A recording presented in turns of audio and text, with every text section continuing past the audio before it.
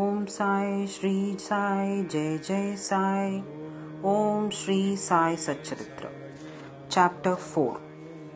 In this chapter, we cover Sai Baba's first advent in Shirdi, mission of the saints, Shirdi, a holy Tirth, personality of Sai Baba, dictum of Gauli Bua, appearance of Vitthal, Kshirsaghar's story, Das Ganu's bath in Prayag, Immaculate Conception of Sai Baba, and his first advent in Shirdi, 3 Vadas. In the last chapter, I described the circumstances which led me to write Sai SATCHARITRA. Let me now describe the first advent of Sai Baba in Shirdi. Mission of the Saints. Lord Krishna says in Bhagavad Gita that whenever there is a decay of dharma and an ascendancy of unrighteousness, I manifest myself for the protection of the virtuous and the destruction of the vicious. And for the establishment of righteousness, I manifest myself age after age. This is the mission of Lord and the sages and saints who are his representatives and who appear at appropriate times and work in their own way to fulfill that mission. For instance, when the twice born, that is the Brahmins, the Kshatriyas and the Vaishyas, neglect their duties, and when the Shudras try to usurp the duties of other classes, when spiritual preceptors are not respected but humiliated, when nobody cares for religious instructions, when everybody thinks himself very learned, when people begin to partake of forbidden foods and intoxicating drinks, when under the cloak of religion people indulge in malpractices, when people belonging to different sects fight amongst themselves, when Brahmins fail to do Sandhya adoration and the Orthodox leave their religious practices, when yogis neglect their meditation, when people begin to think that wealth, progeny, wife are their sole concern and thus turn away from the true path of salvation, then saints appear and try to set matters at right path by their words and action. They serve us as beacon lights and show us the path and the right way for us to follow. In this way, many saints, Nivrutti, Jnanadev, Muktabai, Namdev, Gora, Gonai, Eknath, Tukaram, Narahari, Narsibhai, Sajan Kasai, Savata, Ramdas and various others did appear at various times to show the right path to the people. And so the present advent came as Sri Sai Baba of Shirdi. Shirdi, a holy Tirth. The banks of the river Godavari in the Ahmednagar district are very fortunate, for they gave birth and refuge to many a saint, prominent amongst them being Dhyaneshwar. Shirdi also falls in the Kopargaon Taluka or the Ahmednagar district. After crossing the Godavari river at Kopargaon, one gets the way to Shirdi. When you go 3 course 9 miles, you come to Neemgaon, from where Shirdi is visible. Shirdi is as famous and well known as other holy places like Gangapur, Nirsinvadi, Audambar on the banks of Krishna river. As the devotee Damoji flourished and blessed Mangal Veda near Pandharpur, as Samarth Ramdas at Sajjangad, as Sri Nirsin Saraswati at Saraswati Vadi, so Sainath flourished at Shirdi and blessed it. Personality of Sai Baba. It is on account of Sri Sai Baba that Shirdi grew into importance. Let us see what sort of a personage Sai Baba was. He conquered this sansar, that is worldly existence, which is very difficult and hard to cross. Peace or mental calm was his ornament, and he was the repository of wisdom. He was the home of Vaishnav devotees, most generous, like Karna, amongst all, the quintessence of all essences. He had no love for perishable things and was always engrossed in self-realization, which was his sole concern. He felt no pleasure in the things of this world or of world beyond. His antarang was as clear as a mirror, and his speech always rained nectar. The rich or poor people were the same to him. He neither knew nor cared for honor or dishonor. He was the Lord of all beings. He spoke freely and mixed with all people, watched the actings and dances of the nautch girls, and heard ghazal songs. Still, he swerved not an inch from samadhi, that is, mental equilibrium. The name of Allah was always on his lips. While the world awoke, he slept, and while the world slept, he was vigilant. His abdomen inside was as calm as the deep sea. His ashram could not be determined, nor his actions could be definitely determined. And though he sat in one place, he knew all the transactions of the world. His darbar was imposing. He told daily hundreds of stories. Still he swerved not an inch from his vow of silence. He always leaned against the wall in the masjid or walked morning, noon and evening towards Lendi and Chavadi. Still he at all times abided in the self. Though a Siddha, he acted like a Sadhaka. He was meek, humble and egoless, and pleased all. Such was Sai Baba, and as the soil of Shirdi was trodden by Sai Baba's feet, it attained extraordinary importance. As Dhyaneshwar elevated Alandi, Eknath did to Python, so Sai Baba raised Shirdi. Blessed are the grass leaves and stones of Shirdi, for they could kiss the holy feet of Sai Baba and take his dust on their head. Shirdi became to us devotees another Pandharpur, Jagannath, Dwaraka, Banaras and Rameshwar, Badrikedar, Nasik, Trayambakeshwar, Mahakaleshwar, Mahabaleshwar, Gokarn.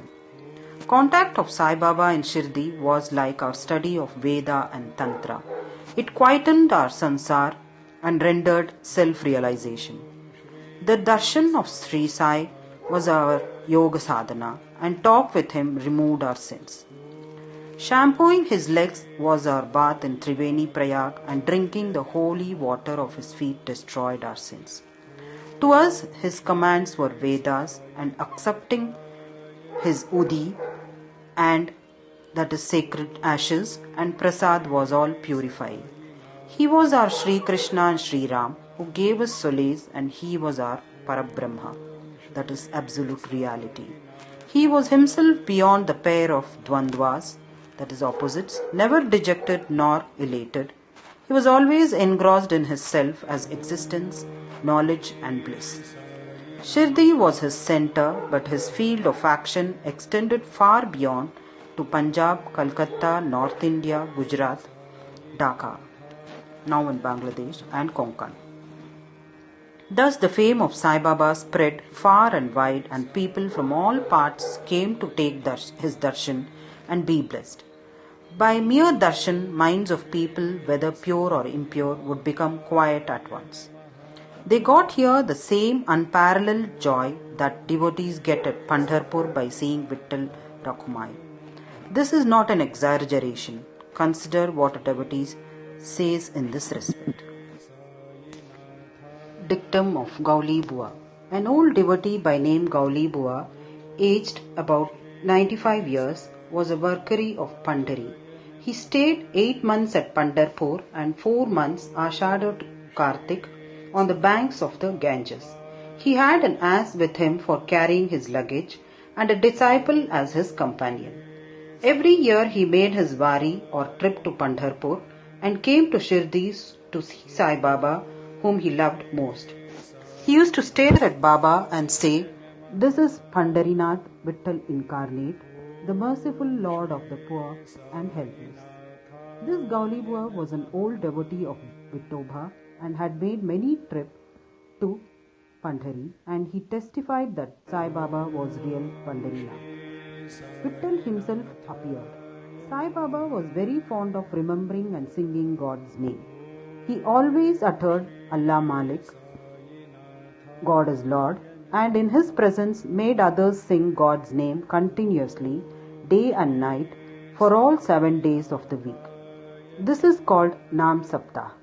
Once he asked Dasganu Maharaj to do the Nam Saptah. He replied that he would do it, provided he was assured that Vittal would appear at the end of the 7th day. Then Baba, placing his hand on his chest, assured him that certainly Vittal would appear, but for that the devotee must be earnest and devout. The Dankapuri of Dakurnath, the Pandhari of Vittal, the Dwarka of Rachod is here. One need not go far out to see Dwarka. Will Vittal come here from some outside place? He is here. Only when the devotee is bursting with love and devotion, Vittal will manifest himself here. After the Saptah was over, Vittal did manifest himself in the following manner. Kaka Sahib Dixit was, as usual, sitting in meditation after the bath, and he saw Vittal in a vision. When he went at noon for Baba's darshan, Baba asked him point blank, "Did Vittal Patil come? Did you see him? He is a very truant fellow. Catch him firmly, otherwise he will escape even if you are a little inattentive." This happened in the morning, and at noon there was another Vittal darshan. One hawker came there for selling 25 or 30 pictures of Vithoba. This picture exactly tallied with the figure that appeared in Kaka Sahib's vision. On seeing this and remembering Sai Baba's words, Kaka Sahib Dixit was much surprised and delighted. He bought one picture of Vithoba and placed it in his shrine for worship. Bhagwantrao Kshisagar's story. How fond was Baba for Vittal worship was illustrated in Bhagwantrao Kshisagar's story. The father of Bhagwantrao was a devotee of Vithoba and used to make varis, that is annual trips, to Pandharpur. He also had an image of Vithoba at home, which he worshipped. After his death, the son stopped everything, the vari, the worship and Shraddha ceremony. When Bhagwantrao came to Shirdi, Baba, on remembering his father, at once said, "His father was my friend, so I dragged him here. He never offered Naivedya, offering of food, and so he starved Vittal and me.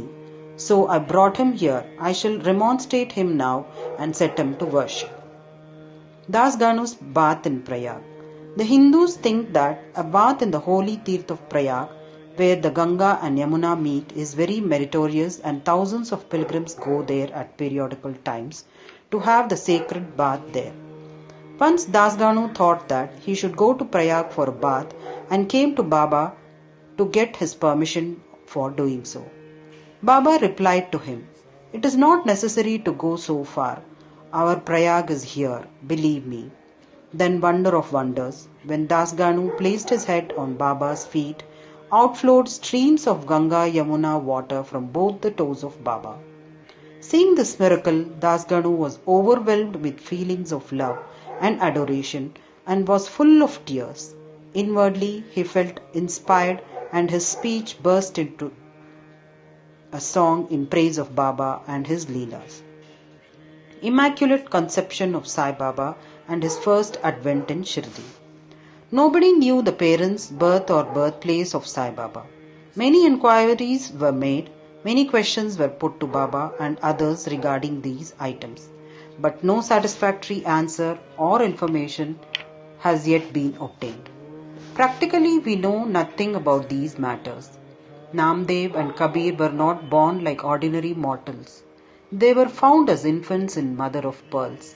Namdev being found on the bank Bhimarati river by Gonai and Kabir on the bank Bhagirathi river by Tamal. Similar was the case with Sai Baba. He first manifested himself as a young lad of 16 years under a neem tree in Shirdi for the sake of bhaktas. Even then, he seemed to be full with the knowledge of Brahma. He had no desire for worldly objects even in dream. He kicked out Maya, and Mukti, that is deliverance, was serving at his feet. One old woman of Shirdi, the mother of Nana Chopdar, described him thus. This young lad, fair, smart and very handsome, was first seen under the neem tree, seated in an asan. The people of the village were wonderstruck to see such a young lad practicing hard penance, not minding heat and cold. By day he associated with none, by night he was afraid of nobody. People were wondering and asking when this young chap had turned up. His form and features were so beautiful that a mere look endeared him to all. He went to nobody's door, always sat near the neem tree. Outwardly he looked very young, but by his action he was really a great soul. He was the embodiment of dispassion and was an enigma to all. One day it so happened that God Khandoba possessed the body of some devotee, and people began to ask him, "Deva, you please inquire what blessed father's son is this lad and when did he come?" God Khandoba asked them to bring a pickaxe and dig in a particular place. When it was dug, bricks were found underneath a flat stone. When the stone was removed, a corridor was seen in which 4 samais, that is lights, were burning. The corridor led to a cellar where cow-mouth shaped structures, wooden boards, rosaries were seen. Khandoba said this lad practiced penance here for 12 years. Then the people began to question the lad about this. He put them off the scene by telling them that this was his guru's place, his holy watan, and requested them to guard this well. The people then closed the corridor as before. As Ashwatha and Audambar trees are held sacred, Baba regarded this neem tree equally sacred and loved it most. Malsapati and other Shirdi devotees regard this site as a resting place of Baba's Guru and prostrate before it. 3 Vadas. The site with the neem tree and surrounding space was bought by Mr. Hari Vinayak Sate, and on this site a big building styled Sate's Vada was erected. This Vada was sole resting place for pilgrims who flocked there. A par was built round the neem tree and lofts with steps were constructed. Under the steps there is a niche facing south, and devotees sit on the par platform facing north. It is believed that he who burns incense there on Thursday and Friday evenings will by God's grace be happy. This Vada was old and dilapidated and needed repairs. The necessary repairs, additions and alterations have been made now by the Sansthan. Then after some years another Vada, Dixit's Vada, was constructed. Kaka Sahib Dixit, solicitor of Mumbai, had gone to England. He had injured his leg in an accident there. The injury could not be got rid of by any means. Nana Sahib Chandorkar advised him to see Sai Baba. So he went to Sai Baba in 1909 and requested him to cure the lameness of his mind rather than that of his leg. He was so much pleased with the darshan of Sai Baba that he decided to reside in Shirdi. So he built a Vada for himself and other devotees. The foundation of this building was laid on 10/12/1910. On this day, 2 other important events took place. Mr. Dada Sahib Kaparde was given permission to return home, and the night aarti at the Chavadi was started. The Vada was completed and was inhabited on the Ramnavami day in 1911. With due rites and formalities. Then another Vada or palatial mansion was put up by the famous millionaire Mr. Bhuti of Nagpur.